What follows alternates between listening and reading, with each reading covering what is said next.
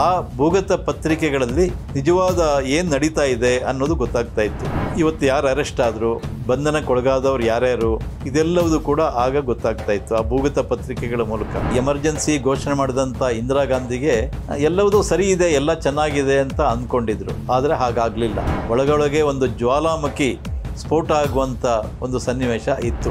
ಇಡೀ ನಾಡಿನಾದ್ಯಂತ, ಕರ್ನಾಟಕದಾದ್ಯಂತ, ಜೊತೆಗೆ ದೇಶಾದ್ಯಂತ ಎಲ್ಲ ಕಡೆಯಿಂದ ಸತ್ಯಾಗ್ರಹ. ಆ ಮೀಸಾದಲ್ಲಿ ಯಾರನ್ನು ಅರೆಸ್ಟ್ ಮಾಡಿದ್ರು ಅವರಿಗೆ ಯಾವುದೇ ಕೋರ್ಟಿಗೆ ವಿಚಾರಣೆಗೆ ಹೋಗೋ ಆಗಿರಲಿಲ್ಲ, ಯಾವುದೇ ಲಾಯರನ್ನು ನೇಮಿಸ್ಕೊಳ್ಳೋ ಆಗಿರಲಿಲ್ಲ, ಮತ್ತು ಅವ್ರು ಎಷ್ಟು ದಿವಸ ಜೈಲಿನಲ್ಲಿ ಇರ್ತಾರೆ ಅನ್ನೋದು ಕೂಡ ಅನ್ಸರ್ಟನ್ ಆಗಿತ್ತು. ದಿನೇ ದಿನೇ ಸತ್ಯಾಗ್ರಹದ ಕಾವು ಎಷ್ಟು ಜಾಸ್ತಿ ಆಯಿತು ಅಂದರೆ ಜೈಲುಗಳಲ್ಲಿ ಜಾಗ ಸಾಕಾಗಲಿಲ್ಲ. ಶಿವರಾಮ ಕಾರಂತರು ಈ ಸರ್ವಾಧಿಕಾರವನ್ನು ಪ್ರತಿಭಟಿಸಿ ತಮ್ಮ ಪದ್ಮಶ್ರೀ ಪ್ರಶಸ್ತಿಯನ್ನು ವಾಪಸ್ ಮಾಡಿದರು. ಕಾರಂತರು ತುರ್ತು ಪರಿಸ್ಥಿತಿಯಲ್ಲಿ ಪ್ರತ್ಯಕ್ಷವಾಗಿ ಪಾಲ್ಗೊಳ್ಳದೇ ಇದ್ದರೂ ಕೂಡ ಅವರು ಯಾರು ಭಾಗವಹಿಸಿದ್ದಾರೆ ಅವರಿಗೆ ಸ್ಫೂರ್ತಿಯನ್ನು ಕೊಡುವ ಉದ್ದೇಶದಿಂದ ಅನೇಕ ಈ ಥರದ ಘೋಷಣೆಗಳನ್ನೆಲ್ಲ ಅವರು ಬರ್ಕೊಟ್ಟಿದ್ರು. ಒಂದೆರಡು ಸಲ ಇಂದಿರಾ ಗಾಂಧಿ ಕೂಡ ಬೈದರು, ಆ ಹೆಂಗಸು ಏನೇನೋ ಮಾಡ್ತಿದ್ದಾಳೆ, ಸರಿಯಲ್ಲ ಇದು ಅಂತ ಸಿಡುಕಿದ್ರು. ನಾವೆಲ್ಲ ಹೋಗಿ ನಮಸ್ಕಾರ ಮಾಡಿದ್ವಿ, ನಮಸ್ಕಾರ ಸಾರು ಅಂತ ಹೇಳಿದ್ವಿ. ಏನೋ ಅಂದರು. ಆಗಲೇ ನಮಗೆ ಒಂದು ರೀತಿ ಗಾಬರಿ ಆಯಿತು, ನಮ್ಮ ಜಂಗಾ ಬಲುವೆ ಹುಡುಗೋದಂತಾಯಿತು. ದಕ್ಷಿಣ ಕನ್ನಡದಲ್ಲಿ ಸುಳ್ಯ ತಾಲೂಕಿನ ಅರಂತೋಡು ಅನ್ನುವಂಥ ಗ್ರಾಮ ಇದೆ. ಆ ಅರಂತೋಡು ಗ್ರಾಮದಲ್ಲಿ ಶ್ರೀಧರ್ ಭಟ್ರು ಅವರು ನಮ್ಮ ಸಂಘದ ಕಾರ್ಯಕರ್ತರು, ಭಾಳ ನಿಷ್ಠಾವಂತರು ಹಾಗೂ ಬಹಳ ಧೈರ್ಯಸ್ಥ ಕಾರ್ಯಕರ್ತರು. ಅವರು ಭೂಗತ ಪತ್ರಿಕೆ ಇನ್ನೆಲ್ಲೋ ಮಾಡೋದಕ್ಕೆ ನಮ್ಮ ಮನೆಯಲ್ಲೇ ಮಾಡೋಣ ಅಂಥೇಳಿ ಅವರ ಮನೆಯ ಹಿಂದ್ಗಡೆ ಅಂಗಳದಲ್ಲಿ ಒಂದು ದೊಡ್ಡ ಹೊಂಡವನ್ನು ತೆಗೆದು ಆಗ ಇದ್ದಂಥ ಟ್ರೆಡ್ಲರ್ ಮೆಷಿನ್, ಅಂದರೆ ಎಲ್ಲ ಮೊಳೆ ಜೋಡಿಸಿ ಅದರಲ್ಲಿ ಪ್ರಿಂಟ್ ಮಾಡಬೇಕಾಗಿತ್ತು. ಈಗಿನ ಹಾಗೆ ಟೆಕ್ನಾಲಜಿ ಯಾವುದೂ ಇರಲಿಲ್ಲ ಆಗ. ಅಲ್ಲಿ ಆ ಯಂತ್ರವನ್ನು ಸ್ಥಾಪನೆ ಮಾಡಿ ಆ ಹೊಂಡದ ಮೇಲು ಕಡೆ ಎಲ್ಲ ಹಲಗೆಗಳನ್ನು ಹಾಕಿ ಅದರ ಮೇಲೆ ಹುಲ್ಲು ಹಾಕಿ, ಅಂದರೆ ಇದೆಲ್ಲ ಮಾಡಿದ್ದು ಯಾಕೆ ಅಂದರೆ ಯಾರಿಗೂ ಅನುಮಾನ ಬರಬಾರ್ದು ಅಂತ. ಅದು ಪ್ರಿಂಟ್ ಆಗ್ತಾಯಿತ್ತು ಪತ್ರಿಕೆ. ಅದು ಎರಡನೇ ಸೆಕೆಂಡ್ ಹ್ಯಾಂಡ್ ಆದ್ದರಿಂದ ಸಿಕ್ಕಾಬಿಟ್ಟೆ ಶಬ್ದ ಮಾಡ್ತಾಯಿತ್ತು ಮೆಷೀನು. ಆ ಶಬ್ದ ಗೊತ್ತಾಗಿ ಎಲ್ಲಾದರೂ ಪೊಲೀಸ್ನವರು ದಾಳಿ ಆದರೆ ಅನ್ನೋಕ್ಕೋಸ್ಕರ ಅದೇ ಸಮಯದಲ್ಲಿ ಶ್ರೀಧರ್ ಭಟ್ರು ಏನು ಮಾಡ್ತಾಯಿದ್ರು ಅಂದರೆ ತಮ್ಮ ತೋಟದ ಒಂದು ಪಂಪ್ ಸೆಟ್ ಮೆಷೀನ್ ಆನ್ ಮಾಡ್ತಾಯಿದ್ರು. ಅದು ಇದಕ್ಕಿಂತ ಜೋರು ಶಬ್ದ ಆಗ್ತಾಯಿತ್ತು, ಹಾಗಾಗಿ ಈ ಶಬ್ದ ಕೇಳ್ತಾ ಇರಲಿಲ್ಲ. ಈ ರೀತಿ ನಾನಾ ಉಪಾಯಗಳನ್ನು ಮಾಡಿ ಆ ಪತ್ರಿಕೆ ಅಲ್ಲಿ ಪ್ರಿಂಟ್ ಆಗ್ತಾಯಿತ್ತು. ಅದು ಪ್ರಿಂಟ್ ಆದ ನಂತರ ಅದನ್ನು ಕಾರ್ಟೂನ್ ಬಾಕ್ಸ್ನಲ್ಲಿ ಜೋಡಿಸಿ ಅದರ ಮೇಲ್ಗಡೆ ಊದುಕಡ್ಡಿ ಅಥವಾ ಸೋಪು ಇತ್ಯಾದಿಗಳನ್ನು ಜೋಡಿಸಿ, ಯಾಕೆಂದರೆ ಪೊಲೀಸ್ನವರಿಗೆ ಸಂಶಯ ಬರಬಾರ್ದು ಇದು ಭೂಗತ ಪತ್ರಿಕೆ ಅಂತ, ಅದನ್ನು ಬೇರೆ ಬೇರೆ ಕಡೆಗೆ ರವಾನೆ ಮಾಡ್ತಾಯಿದ್ರು. ಯಾರದ್ದು ಅಂಗಡಿಗೆ, ಯಾರದ್ದು ಕಚೇರಿಗೆ, ಹೀಗೆ ಬೇರೆ ಬೇರೆ ಕಡೆಗೆಲ್ಲ ಹೋಗ್ತಾಯಿತ್ತು. ಅಲ್ಲಿಂದ ಅದು ಎಲ್ಲ ಕಡೆ ಪ್ರಸಾರ ಆಗ್ತಾಯಿತ್ತು. ಆ ಭೂಗತ ಪತ್ರಿಕೆಗಳಲ್ಲಿ ನಿಜವಾದ ಏನು ನಡೀತಾ ಇದೆ ಅನ್ನೋದು ಗೊತ್ತಾಗ್ತಾ ಇತ್ತು. ಇವತ್ತು ಯಾರು ಅರೆಸ್ಟ್ ಆದರು, ಇವತ್ತು ಬಂಧನಕ್ಕೊಳಗಾದವ್ರು ಯಾರ್ಯಾರು, ಏನು ನಡೀತಾ ಇದೆ, ಇದೆಲ್ಲವೂ ಕೂಡ ಆಗ ಗೊತ್ತಾಗ್ತಾ ಇತ್ತು ಆ ಭೂಗತ ಪತ್ರಿಕೆಗಳ ಮೂಲಕ. ಹೀಗಾಗಿ ಸರ್ವಾಧಿಕಾರ ಘೋಷಣೆ, ಎಮರ್ಜೆನ್ಸಿ ಘೋಷಣೆ ಮಾಡಿದಂಥ ಇಂದಿರಾ ಗಾಂಧಿಗೆ ಎಲ್ಲವೂ ಸರಿ ಇದೆ, ಎಲ್ಲ ಚೆನ್ನಾಗಿದೆ ಅಂತ ಅಂದ್ಕೊಂಡಿದ್ರು. ಆದರೆ ಹಾಗಾಗಲಿಲ್ಲ. ಒಳಗೊಳಗೆ ಒಂದು ಜ್ವಾಲಾಮುಖಿ ಸ್ಫೋಟ ಆಗುವಂಥ ಒಂದು ಸನ್ನಿವೇಶ ಇತ್ತು. ನವೆಂಬರ್ ತಿಂಗಳಿನಲ್ಲಿ ಸತ್ಯಾಗ್ರಹ ಪ್ರಾರಂಭ ಆಯಿತು. ನವೆಂಬರ್ ತಿಂಗಳಿನಲ್ಲಿ ಮೊದಲು ವಿದ್ಯಾರ್ಥಿಗಳಿಂದ, ಆಮೇಲೆ ಕಾರ್ಮಿಕರಿಂದ, ರೈತರಿಂದ, ಬೇರೆ ಬೇರೆ ಸ್ವಯಂ ಸೇವಕರು, ಇಡೀ ನಾಡಿನಾದ್ಯಂತ, ಕರ್ನಾಟಕದಾದ್ಯಂತ, ಜೊತೆಗೆ ದೇಶಾದ್ಯಂತ ಎಲ್ಲ ಕಡೆಯಿಂದ ಸತ್ಯಾಗ್ರಹ. ಕಾಂಗ್ರೆಸ್ ಇದನ್ನು ನಿರೀಕ್ಷೆ ಮಾಡಿರಲಿಲ್ಲ. ಇಂದಿರಾ ಗಾಂಧಿ ಅಂತಲೂ ನಿರೀಕ್ಷೆನೇ ಮಾಡಿರಲಿಲ್ಲ ಇಷ್ಟೆಲ್ಲ ಸತ್ಯಾಗ್ರಹ ಮಾಡ್ತಾರೆ ಅಂತ. ಸತ್ಯಾಗ್ರಹದಲ್ಲಿ ಏನು ಅಂದರೆ ಒಂದೇ ಮಾತರಂ, ಭಾರತ್ ಮಾತಾ ಕಿ ಜೈ, ಸರ್ವಾಧಿಕಾರಕ್ಕೆ ಧಿಕ್ಕಾರ, ಇಷ್ಟೇ ಘೋಷಣೆ, ಇನ್ಯಾವುದೂ ಇಲ್ಲ. ಪ್ರಜಾತಂತ್ರವನ್ನು ಉಳಿಸಿ, ಪ್ರಜಾತಂತ್ರವನ್ನು ರಕ್ಷಿಸಿ, ಇದಲ್ಲದೆ ಬೇರೆ ಯಾವುದೂ ಘೋಷಣೆ ಇರ್ತಿರಲಿಲ್ಲ. ಸರಿ, ಪೊಲೀಸ್ನವರು ಈ ಸತ್ಯಾಗ್ರಹಗಳನ್ನು ದಮನ ಮಾಡಬೇಕು ಅಂಥೇಳಿ ಎಲ್ಲ ಸತ್ಯಾಗ್ರಹಿಗಳ ಮೇಲೆ ಲಾಠಿ ಚಾರ್ಜ್ ಮಾಡ್ತಾಯಿದ್ರು. ಆದರೆ ಲಾಠಿ ಚಾರ್ಜಿನಿಂದ ಯಾರೂ ಓಡಿ ಹೋಗ್ತಾ ಇರಲಿಲ್ಲ. ಅದು ಅವರಿಗೆ ಆಶ್ಚರ್ಯ ತಂದಿದ್ದು. ಯಾವ ಸತ್ಯಾಗ್ರಹಿಗಳು ಓಡಲಿಲ್ಲ ಲಾಠಿ ಏಟಿಗೆ ಹೆದರ್ಕೊಂಡು, ಅಲ್ಲೇ ನಿಂತ್ಕೊಳ್ತಾಯಿದ್ರು. ಅನೇಕರಿಗೆ ರಕ್ತ ಬರುವಾಗ ಹೊಡೆದ್ರೂ ಕೂಡ ಅವರು ಅಲ್ಲೇ ಕುಸಿದು ಬೀಳ್ತಿದ್ರೆ ಹೊರತು ಅಲ್ಲಿಂದ ಹೋಗ್ತಾ ಇರಲಿಲ್ಲ. ಇದನ್ನು ನೋಡಿ ದಿಗ್ಭ್ರಮೆ ಆಗೋಯ್ತು. ಇದೇನು ಈ ರೀತಿ ಸತ್ಯಾಗ್ರಹ ಮಾಡ್ತಾ ಇದ್ದಾರಲ್ಲ ಅಂತ. ಯಾಕೆಂದರೆ ಸತ್ಯಾಗ್ರಹ ಮಾಡೋದಕ್ಕಿಂತ ಮುಂಚೆನೇ ಇದು ಅಹಿಂಸಾತ್ಮಕವಾಗಿರಬೇಕು. ಯಾರು ನಮ್ಮ ಮೇಲೆ ಲಾಠಿ ಎತ್ತುತ್ತಾರೆ ಅವ್ರ ಮೇಲೆ ತಿರುಗಿ ನಾವು ಲಾಠಿ ಎತ್ತುವ ಹಾಗಿಲ್ಲ ಅನ್ನೋದು ನಿಶ್ಚಯ ಆಗಿತ್ತು. ಹಾಗಾಗಿ ಭಾಗವಹಿಸಿದಂಥ ಎಲ್ಲ ಸತ್ಯಾಗ್ರಹಿಗಳು ಅತ್ಯಂತ ಶಾಂತವಾಗಿ ಲಾಠಿ ಏಟುಗಳನ್ನು ತಿಂದರು. ಜೈಲಿಗೆ ಹೋದರು, ಅರೆಸ್ಟ್ ಆದರು. ಅನೇಕರ ಮೇಲೆ DIR ಹಾಕಿದರು. ಇನ್ನು ಕೆಲವರ ಮೇಲೆ ಮೀಸಾ ಹಾಕಿದರು. ಮೀಸಾ ಅಂದರೆ ಒಂದು ಕರಾಳವಾದ ಕಾಯ್ದೆ, maintenance of internal security act ಅಂತ ಮೀಸಾ. ಹಾಗೆಯೇ DIR ಅಂತ ಡಿಫೆನ್ಸ್ ಆಫ್ ಇಂಡಿಯನ್ ರೂಲ್ಸ್ ಅಂತ. ಅನೇಕರು ತಮಾಷೆಗೆ ಮೀಸಾವನ್ನು maintenance of internal security act ಅಲ್ಲ, maintenance of Indira security act ಅಂಥೇಳಿ ತಮಾಷೆ ಮಾಡ್ತಾಯಿದ್ರು. ಆ ಮೀಸಾದಲ್ಲಿ ಯಾರನ್ನು ಅರೆಸ್ಟ್ ಮಾಡಿದರು ಅವರಿಗೆ ಯಾವುದೇ ಕೋರ್ಟಿಗೆ ವಿಚಾರಣೆಗೆ ಹೋಗೋ ಆಗಿರಲಿಲ್ಲ, ಯಾವುದೇ ಲಾಯರನ್ನು ನೇಮಿಸ್ಕೊಳ್ಳೋ ಆಗಿರಲಿಲ್ಲ, ಮತ್ತು ಅವರು ಎಷ್ಟು ದಿವಸ ಜೈಲಿನಲ್ಲಿ ಇರ್ತಾರೆ ಅನ್ನೋದು ಕೂಡ ಅನ್ಸರ್ಟನ್ ಆಗಿತ್ತು, ಅನಿಶ್ಚಿತ. ಅವರು ಯಾವಾಗ ಬಿಡುಗಡೆ ಆಗ್ತಾರೆ ಅನ್ನೋದು ಕೂಡ ಗೊತ್ತಿರಲಿಲ್ಲ, ಮತ್ತು ಯಾವ ಜೈಲಿನಲ್ಲಿ ಅವರು ಇಟ್ಟಿದ್ದಾರೆ ಅನ್ನೋದು ಕೂಡ ಗೊತ್ತಾಗ್ತಾ ಇರಲಿಲ್ಲ ಈ ರೀತಿ. ಆದರೆ DIRನಲ್ಲಿದ್ದವ್ರಿಗೆ ಮಾತ್ರ ಬೇಲ್ ಸಿಗ್ತಾಯಿತ್ತು, ಜಾಮೀನು ಮೇಲೆ ಅವ್ರು ಹೊರಗೆ ಬರ್ಬೋದಿತ್ತು. ಹೀಗೆ ಈ ಎರಡು ಕಾಯ್ದೆಗಳನ್ನು ಬಳಸಿ ಸತ್ಯಾಗ್ರಹಿಗಳನ್ನು ಬಂಧನಕ್ಕೆ ಒಳಪಡಿಸಿದರು. ಆದರೆ ದಿನೇ ದಿನೇ ಸತ್ಯಾಗ್ರಹದ ಕಾವು ಎಷ್ಟು ಜಾಸ್ತಿ ಆಯಿತು ಅಂದರೆ ಜೈಲುಗಳಲ್ಲಿ ಜಾಗ ಸಾಕಾಗಲಿಲ್ಲ, ಜೈಲುಗಳೆಲ್ಲ ತುಂಬ ಹೋಯಿತು. ಹಾಗಾಗಿ ಅನೇಕರನ್ನ ಸತ್ಯಾಗ್ರಹದಲ್ಲಿ ಭಾಗವಹಿಸಿದವರನ್ನು ಜೈಲಲ್ಲಿ ಜಾಗ ಇಲ್ಲ ಅನ್ನೋ ಕಾರಣಕ್ಕೋಸ್ಕರ ಎಲ್ಲೋ ದೂರದ ಕಾಡಿನಲ್ಲಿ ಬಿಟ್ಟು ಬಂದರು. ಇನ್ಯಾರ್ದೋ ಕೆಲವು ಕಡೆ ರಸ್ತೆಯಲ್ಲೇ ಅವರನ್ನು ಇಳೀರಿ ಕೆಳಗೆ ಅಂಥೇಳಿ ಅಲ್ಲೇ ಹೊರಗೆ ಹಾಕಿದರು. ಈ ರೀತಿಯೆಲ್ಲ ಮಾಡಿದರು. ಆದರೆ ಸತ್ಯಾಗ್ರಹಗಳು ಮತ್ತೆ ವಾಪಸ್ ಬಂದು ಸತ್ಯಾಗ್ರಹ ಮಾಡ್ತಾಯಿದ್ರು. ಹೀಗೆ ನವೆಂಬರ್ನಿಂದ ಜನವರಿ ತಿಂಗಳ ತನಕ ಬಹಳ ದೊಡ್ಡ ಪ್ರಮಾಣದ ಸತ್ಯಾಗ್ರಹ ಆಯಿತು.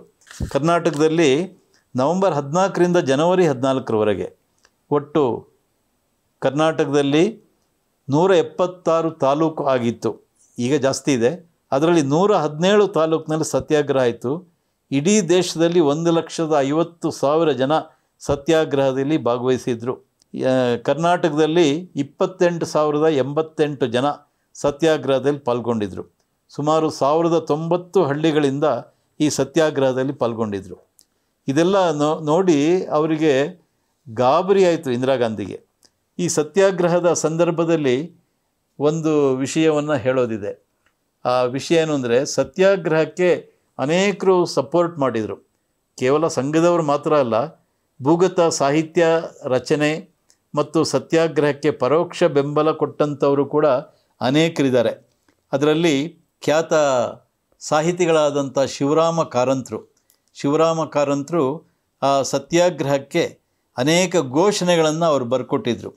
ಅವರು ಬರ್ಕೊಟ್ಟಂಥ ಘೋಷಣೆಗಳು ಅದು ಸಾಕಷ್ಟು ಜನಪ್ರಿಯ ಕೂಡ ಆಗಿತ್ತು.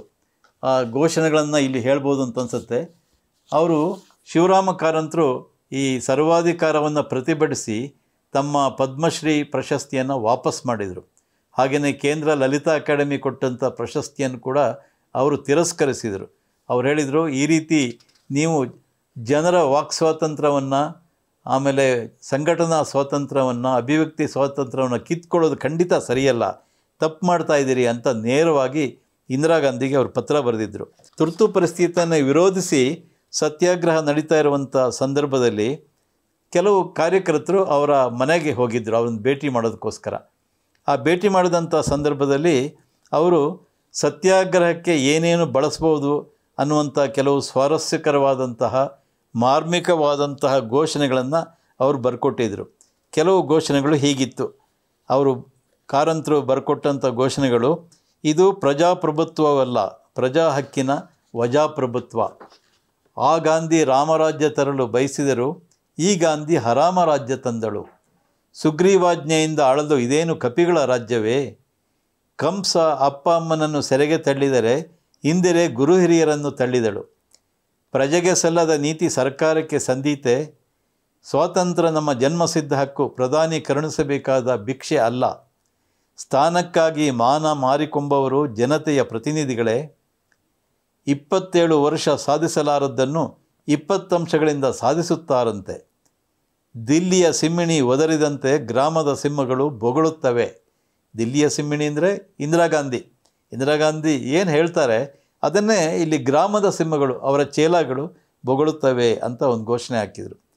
ಕೊಡಲಿಯ ಕಾವು ಕುಲಕ್ಕೆ ಮೃತ್ಯು, ನೆಹರು ಪೀಳಿಗೆ ರಾಜ್ಯಾಂಗಕ್ಕೆ ಮೃತ್ಯು.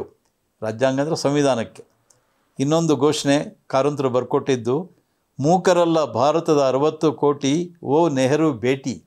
ಮೂಕರಲ್ಲ ಭಾರತದ 60 ಕೋಟಿ ಓ ನೆಹರು ಭೇಟಿ.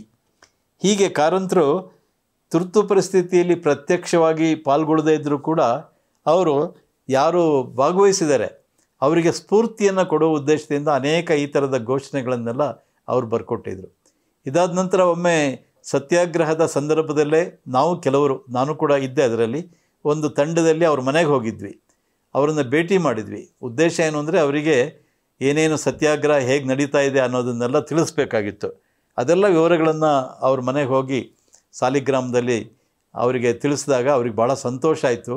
ಮಧ್ಯ ಮಧ್ಯೆ ಒಂದೆರಡು ಸಲ ಇಂದಿರಾ ಗಾಂಧಿ ಕೂಡ ಬೈದರು, ಆ ಹೆಂಗಸು ಏನೇನೋ ಮಾಡ್ತಿದ್ದಾಳೆ, ಸರಿಯಲ್ಲ ಇದು ಅಂತ ಸಿಡುಕಿದ್ರು. ಅದಾದ ನಂತರ ಎಲ್ಲ ವಿವರಗಳನ್ನು ಕೇಳಿದ್ರು ಅವರು.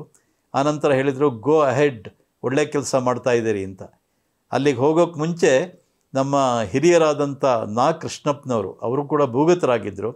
ಅವ್ರು ಹೇಳಿದರು, ಕಾರಂತರ ಹತ್ರ ಹೋಗ್ತಾಯಿದ್ದೀರಿ, ಹುಷಾರಾಗಿ ಹೋಗಿ, ಯಾಕೆಂದರೆ ಕೆಲವು ಸರಿ ಅವರು ಖಾರವಂತರಾಗಿಬಿಡ್ತಾರೆ ಅಂತ ಒಂದು ಎಚ್ಚರಿಕೆಯನ್ನು ಕೊಟ್ಟಿದ್ದರು. ನಮಗೂ ಕೂಡ ಒಂದು ರೀತಿ ಗಾಬರಿ ಇತ್ತು, ಎಲ್ಲಿ ಕಾರಂತರು ಏನು ಹೇಳಿಬಿಡ್ತಾರೋ ಬೈತಾರೋ ಅಂತ.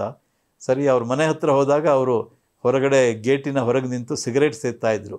ನಾವೆಲ್ಲ ಹೋಗಿ ನಮಸ್ಕಾರ ಮಾಡಿದ್ವಿ. ನಮಸ್ಕಾರ ಸಾರು ಅಂತ ಹೇಳಿದ್ವಿ. ಏನೋ ಅಂದರು. ಆಗಲೇ ನಮಗೆ ಒಂದು ರೀತಿ ಗಾಬರಿ ಆಯಿತು, ನಮ್ಮ ಜಂಗ ಬಲವೇ ಹುಡುಗೋದಂತಾಯಿತು. ಏನಿಲ್ಲ, ಹೀಗೆ ಬಂದಿದ್ವಿ, ನಿಮ್ಮ ಹತ್ರ ಮಾತಾಡಬೇಕು ಅಂತ, ಲೋಕ ಸಂಘರ್ಷ ಸಮಿತಿ ವತಿಯಿಂದ ಬಂದಿದ್ದೀವಿ ಅಂತೆಲ್ಲ ಹೇಳಿದಾಗ, ಬನ್ನಿ ಒಳಗೆ ಅಂತ ಕರೆದ್ರು. ಅವರ ಧ್ವನಿಯಲ್ಲಿ ಕೂಡ ಬದಲಾವಣೆ ಆಯಿತು. ಆನಂತರ ಸುಮಾರು 1 ತಾಸು ಕಾಲ ನಮ್ಮ ಜೊತೆ ಕೂತ್ಕೊಂಡು ಅವ್ರು ಮಾತಾಡಿದರು. ಅಂದರೆ ಈ ರೀತಿಯ ಒಂದು ಸ್ಫೂರ್ತಿಯನ್ನು ಅವರು ತುಂಬಿದರು. ನಿಜವಾಗಿ ಆಗ ಅನೇಕ ಸಾಹಿತಿಗಳು ಮತ್ತು ಪತ್ರಕರ್ತರು ಅವರೆಲ್ಲ ಹೆದರ್ಕೊಂಡಿದ್ರು, ಗಾಬರಿಯಾಗಿದ್ದರು, ಎಲ್ಲಿ ತಮ್ಮನ್ನು ಜೈಲಿಗೆ ಹಾಕ್ಬಿಡ್ತಾರೋ ಅಂಥೇಳಿ. ಸರ್ವಾಧಿಕಾರದ ವಿರುದ್ಧ ತುಟಿ ಪಿಟಕ್ ಅಂತಿರಲಿಲ್ಲ. ಆದರೆ ಕಾರಂತರಂಥ ಧೀಮಂತರು ಅದನ್ನು ವಿರೋಧಿಸಿದರು. ಅಷ್ಟೇ ಅಲ್ಲ, ತಮ್ಮ ಪ್ರಶಸ್ತಿಯನ್ನು ಕೂಡ ವಾಪಸ್ ಮಾಡಿದರು. ಈಗೆಲ್ಲ ಪ್ರಶಸ್ತಿ ವಾಪಸಾತಿ ಅನ್ನುವಂಥ ನಾಟಕ ಮಾಡ್ತಾರೆ. ಆದರೆ ಕಾರಂತರು ನಿಜವಾಗಿ ಆ ಸಂದರ್ಭದಲ್ಲೇ 1975ರಲ್ಲಿ ತಮ್ಮ ಪ್ರಶಸ್ತಿಯನ್ನು ಒಂದು ಉದಾತ್ತ ಉದ್ದೇಶಕ್ಕೋಸ್ಕರ ವಾಪಸ್ ಮಾಡಿದರು. ಇಂತಹ ಧೀಮಂತ ವ್ಯಕ್ತಿ ಕಾರಂತರು ಕೇವಲ ಅಷ್ಟೇ ಅಲ್ಲ, ಎಮರ್ಜೆನ್ಸಿ ಮುಗಿದ ನಂತರ ಅವರು ಮಂಗಳೂರಿನಲ್ಲಿ ಒಂದು ದೊಡ್ಡ ಕಾರ್ಯಕ್ರಮ ಆಯಿತು. ಆಗ ಆ ಕಾರ್ಯಕ್ರಮಕ್ಕೆ ಸಂಘದ ಸರಸಂಘ ಚಾಲಕರಾಗಿದ್ದಂಥ ಬಾಳಾಸಾಹೇಬ್ ದೇವರಸ್ ಬಂದಿದ್ದರು. ಆ ಕಾರ್ಯಕ್ರಮಕ್ಕೆ ಅಧ್ಯಕ್ಷತೆಯನ್ನು ಕೂಡ ಕಾರಂತರೇ ವಹಿಸಿದ್ರು.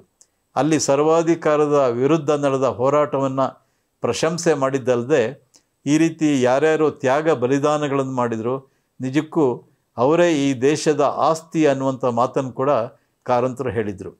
ಹೀಗೆ ಕಾರಂತರ ಒಂದು ಕೊಡುಗೆ ಈ ಎಮರ್ಜೆನ್ಸಿ ಸಂದರ್ಭದಲ್ಲಿ ಬಹಳಷ್ಟಿತ್ತು.